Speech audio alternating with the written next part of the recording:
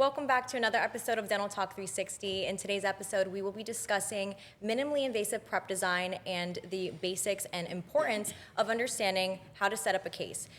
So we all have different training, and I know that we also think like cosmetic dentists, but it's really important to understand how can we really minimize removing too much tooth structure while also getting the desired result and aiming for longevity. Yeah.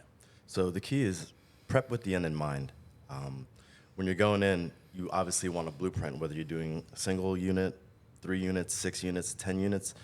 You want to take a look at the case and have in mind restoration thickness, and for the future, you want to save as much tooth as you can because restorations last 15, 20, maybe even 25 years, but there will always be revisions down the line. So when you prep with the end in mind. So be as super conservative as you can, try to stay in enamel, and help your lab tech out, because you give them room to work, your restorations will last longer than, who knows? Correct. So one of the things that I want to get, it's like a point that I want to bring across to mainly patients, there's different types of restorations. So people are like, I don't like veneers, I want crown. Like, there's different types of restorations.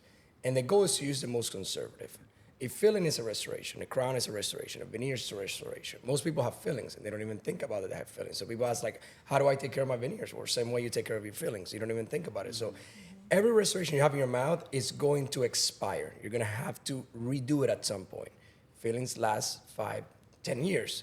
Porcelain restorations last 10 to 15 years, maybe even longer if you take care of them. But just know that whenever you invest in your mouth, whether you put a composite or a veneer or a crown, whenever you're doing this, you're investing in your oral health.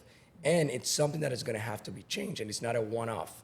So it's like doing your hair. Like, how much, I always ask my patients, like, girls, how much do you spend on your hair, especially if you're blonde? Those things are expensive. My wife is blonde, and I pay those bills, and I know how much those things are. So it's like, whenever you see, like, they're investors paying, $1,000 every couple of months, this and that. Like, when you do the math after 1 year, what you spend in your hair and your nails and your eyelashes, and then you add that over 15 years, you're paying more on that than you're paying on your teeth. That's why I cut my own hair. Yeah, we can tell.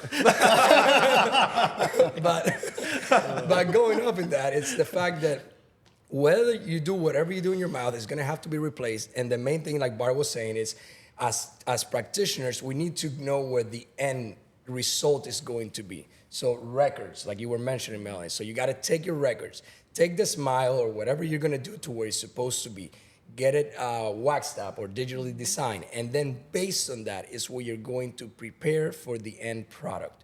So if a tooth is a little bit back, it's not gonna get prepped because you're pushing it forward. If a tooth is forward, you're gonna have to prep it to bring it back. So every tooth has a different restoration. Don't get caught up in the whole, like, I want veneers everywhere. Like, sometimes it's a veneer, sometimes it's a veneer overlay. So don't forget about the name. You're getting porcelain or you're getting composite. You're getting a different material. So I'm gonna let you guys talk a little bit more about that. So I think in terms of, you said it to start, is saving the natural tooth as much as you possibly can while still getting the end result that you need.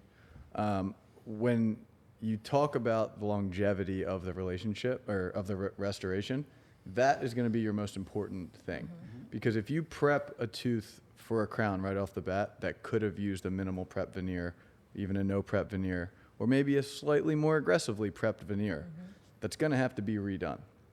So you prepare your tooth, you take a picture of this prep. In 15 years, when you redo it, that's when you can take a look and say, oh, nice, we only prepped this 0.5 millimeter or less. So you can just wipe that veneer off with a burr, and you're putting on that same minimally invasive restoration. If you do a crown and you really prep an aggressive crown, when the time comes to redo that, that's where you're flirting with a root canal. If they get decay that goes subgingivally because of your crown, that's where you're flirting with an implant. Mm-hmm. So the decision that you're making on your prep design now, most of the time you won't see the repercussions of it. But for that patient, that's the difference of embarking on minimally invasive dentistry that they upkeep their whole life, or into root canals, implants, surgical involvement, depending on how things fail. And that's where your decision making now is so important, even though you may not see the repercussions of it. Let's touch into that technicality now, because now this is where I kick in. Oh yeah, baby. So Got 20 minutes. developing your wax up or exocad or digital framework, creating a model, then a putty index of that. You're going to put that into your patient's mouth with whatever temporary material you have. Make sure that it all seats and look at it. You're going to prep through that. Now, like Oscar mentioned, if a tooth is far forward and you're trying to bring it forward, you know, it depends on your preparation. Sometimes if the tooth is back and you're trying to bring something forward, you only prep from the back. You know, if it's too forward and you're trying to bring it back, you prep it from the front. So at the end of the day, you're going to develop one arch form. So Correct. using, I like to call it Big Daddy, like you guys call it. Yep. And it's your big burr, your big chamfer. You're going to create a full arch form using you're going to prep through your mock-up, create your arch form first. Don't do it the other way. And you're going to make sure that when you look at it from a mirror, you have a nice shape arch, right? That is your key. From there, you're just putting margins in place. Correct. And that's the biggest problem. You're going to have people that don't do that, and now all of a sudden you over-prepped from the get-go. And I tell my patients all the time, not every tooth is going to have the same preparation. A premolar the veneer might end in the center or in the occlusal fossa. It might not. It might just be on the edge, or it might go all the way through the other side. What determines that? Arch form, bite, and your design. At the end of the day, the design is the key. Start with the end in mind. You're going to prep through your design. After that, that's all the space you need for your porcelain restoration. After that, you're just chasing what? Your margins, making sure that they're clean and sound, and making sure that there's no cavities. Do you need to break a contact on an occlusal if you don't need to? No, you don't.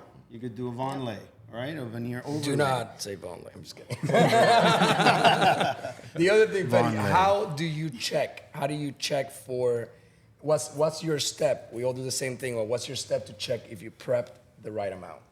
Well, you're going to know you prepped the right amount, so I'd make my temporaries outside of the mouth. Correct. So when you make your temporaries, you take them out and you raise them to the light, and you have to see the thickness. If you can see through it, you're about 0.3, correct? 0.3, correct. So you want to be, you want to give the lab the space, because something that sometimes we do a lot is that we try to be so minimally invasive that we put the technicians, I'm telling you this because I work with technicians in my office. I'm lucky enough to have them, and that's the issue that we sometimes have, is that we gave this technician not the right amount of room, and then you have this central, especially in the centrals, that then you have this central that when you put it in, you see this little, like this tiny amount of show through. So it's about material thickness. So when you're prepping, you have to be unanimous. So that because if you have the thickness of the material for the veneer towards the cervical thicker than you have it in the middle, than you have it here, the lab technician has a harder time to be able to match that color.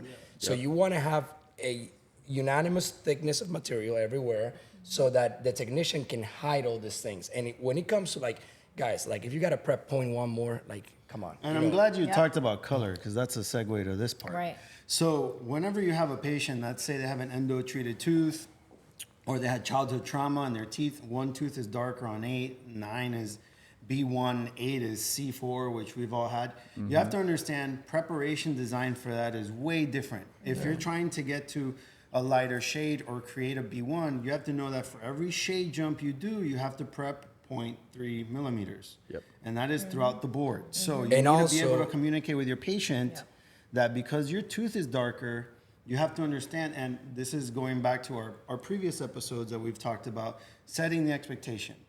You have to let the patient know, hey, on this tooth, in order for me to get this color in particular, I need to be a little more aggressive on my prep design to get to that final outcome. And why? And you could use terms like you have a black painted wall. If you paint it white, you need a primer first. Right. So you need to Right. be able to mask these things. Well, and that's something where when you, sorry, I'll let you go after this, but when a lot of dentists, we all have done it, and the more you learn that it's probably you, not the technician. Yeah. But you love to try something in, and it's a little dark, or the shape is wrong, and you go, my technician fucked it up. We gotta send it back. When in reality, and we talked about us doing wax ups, and you really start to understand what is possible. If you're not giving them room for color, for shape, whatever it may be, you're leaving a tooth sticking out here. You think you can put a veneer like this? You can't. Nope. So understanding that sort of design will get you your final result, but don't blame your technician for something that you didn't do. Right. And that's 'Cause you the can that's check the it. I agree. scapegoat. That's the scapegoat is, oh, it's a tech. Exactly. Yeah, You know? and what I wanted to say, Freddy, what you're talking about, about when you're trying to get different shades and something is darker, you have to prep to the shade. You have to prep even deeper because of the shade. Remember, all these measurements come from where you're going to be.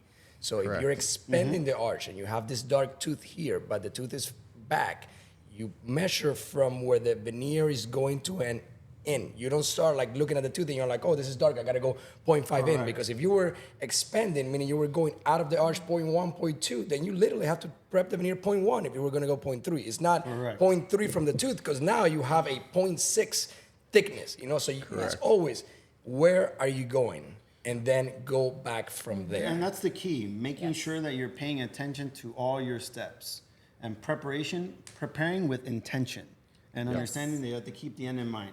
The only advice I'm going to give people on my side and that they're for me is do your temporaries outside the mouth. Yeah. Because you'll be amazed how many times you're going to get that show through on your final veneer because you can't measure that temporary after the fact, and then that patient's going to be upset. And whose fault was that? Not your lab tech's fault. It was your bad. Because if you would have taken the time to measure with the calipers that your temporary was 0.1 right on that cervical bulge, which most people mess up on, or dead center because they rounded their canines, now you have a problem. Right? So do your temporaries outside the mouth. It really helps with healing for your gum tissues on inserts, and it really helps with your patients long term and for your final outcome. Yeah. Right. Yeah. I think the biggest take home with prep design is you got to have curves. You can't just straight it. That's why you get that show through. You got Three the planes. incisal, Mm-hmm. 3 planes. Every Middle. tooth, 3 planes. and gingival third. So Yeah.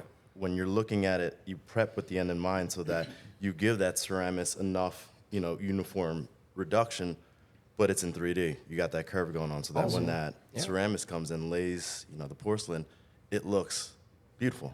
Exactly. Yeah. And you wanted to talk about. Yeah. The Go one for thing it. I want to talk about, because he sees me get pissed off about this all the time. No And this prep. is more for patients. Yeah. Where right now, everything kind of swings to extremes in every industry. And right now, the big selling point is we do no prep veneers, and there's people that only do no prep veneers. And you get one picture on Instagram of a very big smile. Oh, nice, there's a nice white teeth. But then when you look at the pre-op photo, and the teeth are already in good position, you're adding to be able to get that color, to be able to get the length that you're trying to get. So patients are getting lured in by, oh my God, they don't have to prep my teeth. I get nice white teeth. This is amazing. Like, why would I go anywhere else that says they're going to prep my teeth down to a peg? Because that's what they think. But this whole idea of no prep, which it's an exhausting conversation, but every tooth is different. You mentioned it. If it's a dark tooth that's in, maybe you do have to do a no prep or you're able to do a no prep. But everything is situational. So if you see somebody that is, okay, we only do no prep veneers, and their pre-op photos are teeth in good position, and then the post is teeth also in good position but a bigger smile, that person is walking around with donkey teeth. They're too big for their mouth. Right.